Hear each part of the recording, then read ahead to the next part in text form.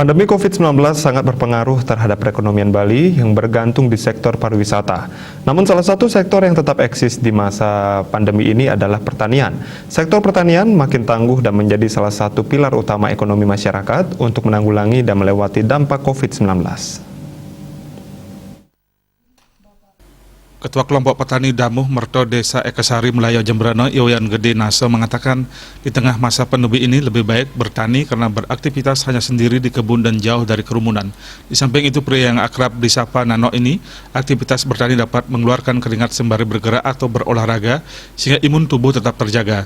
Perebaknya varian baru di luar Bali, ia tidak merasa khawatir namun tetap waspada dalam menghadapi COVID-19 ini dan tetap disiplin menerapkan protokol kesehatan. Di musim pandemik ini adalah lebih baik kegiatannya itulah lebih baik bertani. Soalnya dengan bertani itu kegiatannya itu tidak hanya berkumpul, kurang berkumpulnya. Kita bekerja hanya di kebun. Makanya petani itu untuk penyebarannya COVID itu menjadi sangat jarang lah. Dengan kita bertani berarti untuk protokol kesehatan kita berkeluar keringat terus.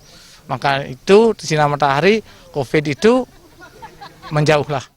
Kelompok Tani Damuh Merta yang ia ketuai membudidayakan porang yang sedang naik daun. Nanak mengungkapkan selama 1 tahun menanam porang dengan luas lahan 3 hektar, baru 2 hektar yang siap panen. Dengan estimasi hasil 2,8 ton per hektar. Untuk 1 hektar lahan dapat ditanam maksimal 15.000 bibit yang akan menghasilkan umbi rata-rata 5-7 kg per pohon. Hasilnya nanti akan diekspor antara lain ke Cina, Jepang, dan Thailand. Indrawan Bali TV.